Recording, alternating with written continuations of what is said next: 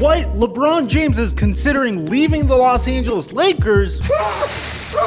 Well, it's not exactly how the story goes. It's actually a little bit more complex than that. So we're going to jump into all of that. But before we get to the content, I just want to let you guys know I have a podcast with Mike Korzemba and Get Like Coop called the Laced Up Podcast, where we just spend some time twice a week yelling at each other. I think there's some analysis in there, but it's mainly yelling. So make sure you check that out. And now that we got all that out of the way, cue the intro.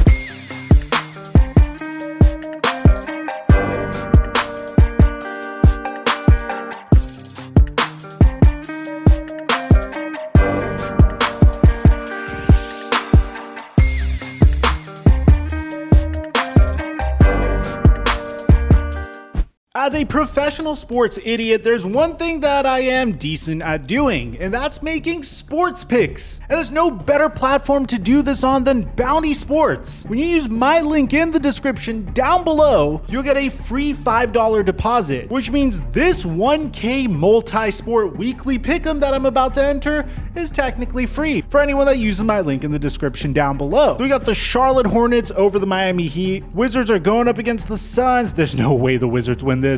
The Knicks versus the Lakers. Give me my Lakers, bro. Actually, no, my Lakers suck. Go to the Knicks. The Milwaukee Bucks versus the Trailblazers. I'm going to take the Bucks here. The Thunder versus the Kings. Let's just say the Kings pull this one out. We got the Brooklyn Nets versus the Denver Nuggets. Give me Denver. We need some upsets. The Detroit Pistons versus the Minnesota Timberwolves. I'm going to take Detroit here. Philadelphia versus Chicago. I actually really like Philadelphia in this instance, and they're counted as an underdog. The Celtics versus the Magic. I'm going to take Boston. We got the Pacers versus the Cavs. Oh my God, there's no way the Cavs lose this one. We got the Hawks versus the Dallas Mavericks. Ooh, the battle of the 2018 draft picks that got traded for each other. Give me the Atlanta Hawks. We got the Pelicans versus the Rockets. I'm gonna go with the Pelicans here. We got the Bucks and the Clippers. Let's just assume that the Bucks are exhausted after their back-to-back and go with the Los Angeles Clippers. And I'm going to go with Sean Strickland. So that's 20.08 points. We're going to enroll in this contest. It's only $4 to enroll. So when you use my link in the description down below, this is a free contest that you can enroll in because they give you a free $5 deposit.